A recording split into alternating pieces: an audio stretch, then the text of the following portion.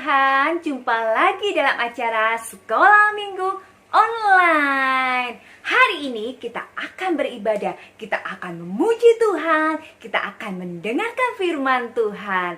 Untuk memulai ibadah ini, mari kita berdoa terlebih dahulu. Mari kita berdoa. Tuhan Yesus, Allah Bapa kami yang bertata di dalam kerajaan surga. Terima kasih Tuhan buat hari ini. Engkau telah memberkati kami. Sebentar lagi kami akan beribadah Tuhan. Kami akan memuji Tuhan. Kami akan mendengarkan firman Tuhan. Tuhan berkati hati kami Tuhan. Supaya kami dapat mendengarkan firman Tuhan dengan baik dan dapat memuji Tuhan dengan sukacita. Tuhan berkati ibadah ini mulai dari awal, pertengahan, hingga pada akhirnya. Terima kasih Tuhan Yesus, kami sudah berdoa dan mengucap syukur. Haleluya, amin. Selamat beribadah adik-adik. Halo teman-teman dari Sekolah Minggu. Nah, sekarang sudah di bulan puasa ya. Nah, sebelum Kak Ella dan semua memimpin acara Sekolah Minggu, Kak Ella dan semua memperkenalkan pemain kita di belakang bersama mereka seperti kita bisa lagi ada ya. Sebentar ya. Pada pemain bassnya adalah Kak April. Dan pemain keyboardnya Kak Sherly. Dan pemain gendangnya, bukan pemain drumnya adalah Kak Henry. Kita nyanyikan lagu hari ini, hari yang telah dijadikan teman-teman penuh semangat.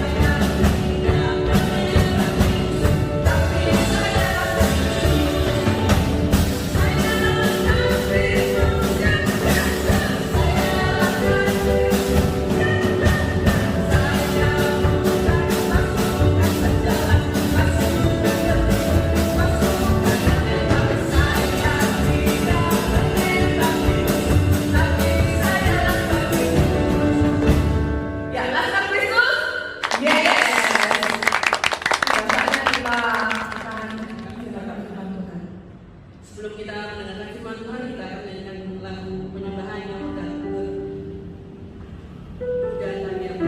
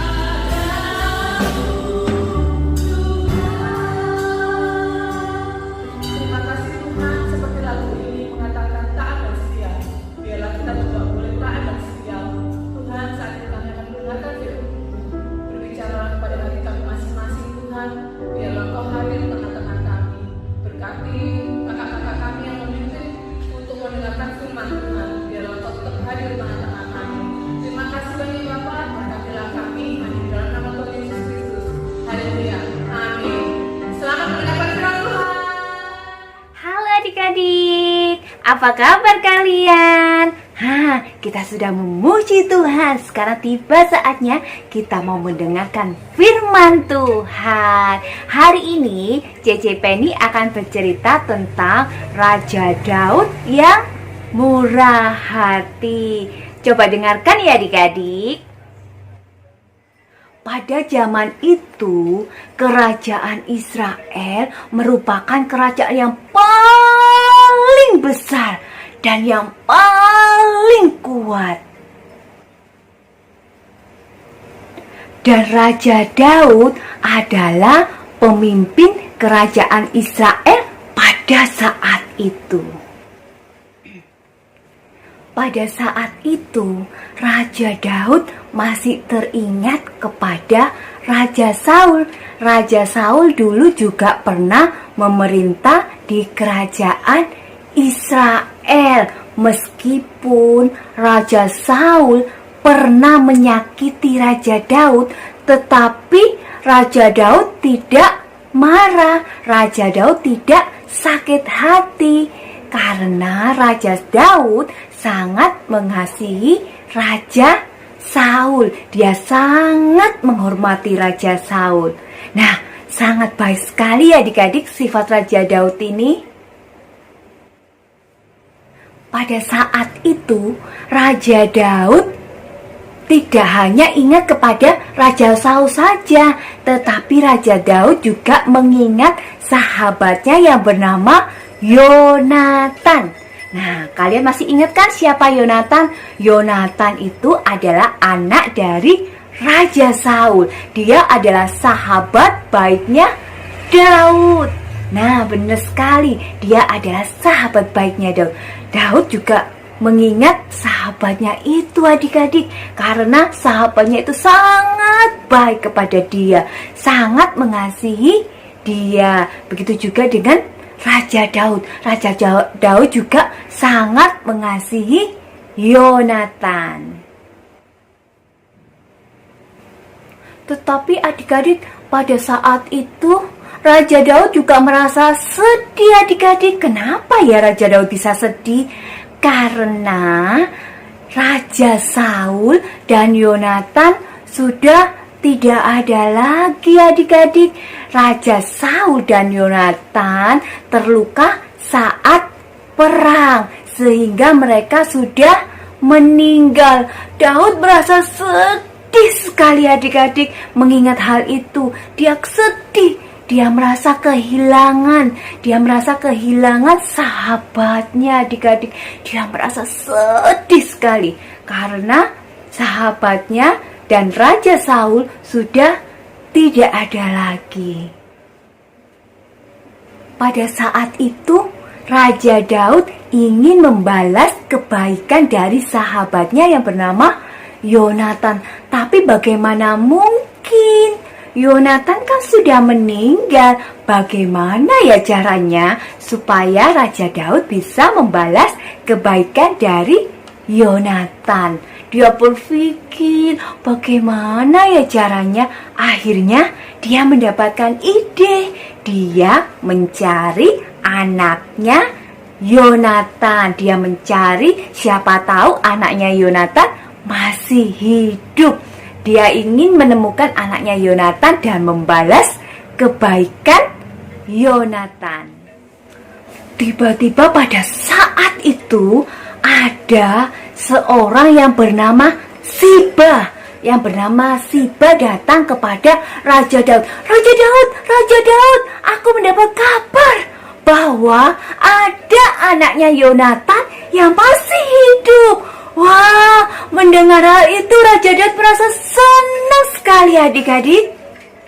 Pada saat itu Raja Daud tidak sabar ingin menemui anaknya Yonatan.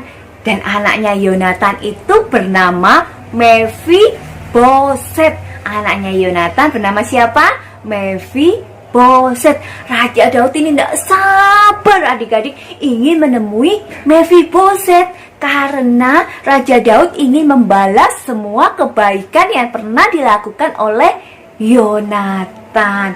Tapi adik-adik, kakinya Mephiboset itu lagi sakit adik-adik.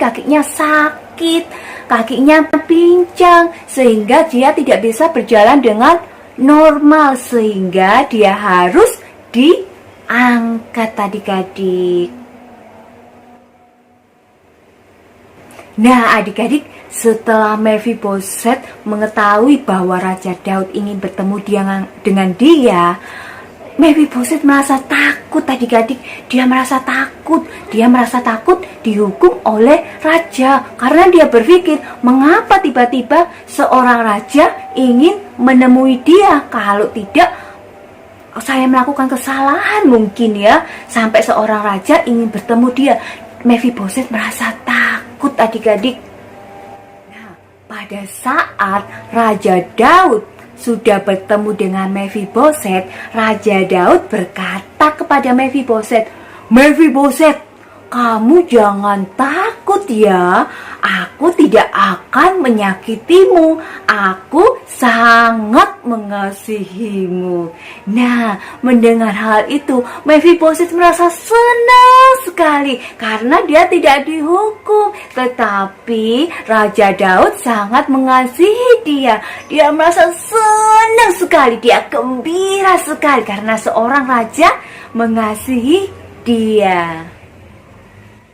Pada saat itu, Raja Daud juga memberikan tanah ladang milik Raja Saul kepada Mephiboset. Tanah ladangnya besar sekali, luas sekali. Semuanya itu diberikan kepada Mephiboset. Dan pada saat itu, Mephiboset juga diberikan tempat khusus di kerajaan itu. Dan bukan hanya itu aja adik-adik, Mephiboset juga diajak makan oleh Raja Daud. Satu meja dengan Raja Daud, hidangannya sama dengan seorang raja. Wow, luar biasa sekali adik-adik. Mephiboset merasa senang sekali bisa makan bersama seorang raja adik-adik. Menyenangkan sekali adik-adik bisa makan bersama raja. Hidangannya banyak sekali.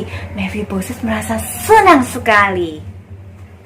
Nah, adik-adik, dari sini kita bisa lihat bahwa Raja Daud mempunyai sifat yang murah hati karena Raja Daud sangat mengasihi Raja Saul. Meskipun Raja Saul pernah menyakiti dia, tetapi Raja Daud tetap mengasihi Raja Saul. Dan bukan hanya Raja Saul yang dikasihi Raja Daud, tetapi anaknya Raja Saul yang bernama siapa? Anaknya Raja Saul yang bernama Yonatan, yaitu sahabatnya Daud. Dia sangat mengasihi sahabatnya. Dan dia juga mengasihi anaknya Yonatan. Yang bernama siapa anaknya Yonatan?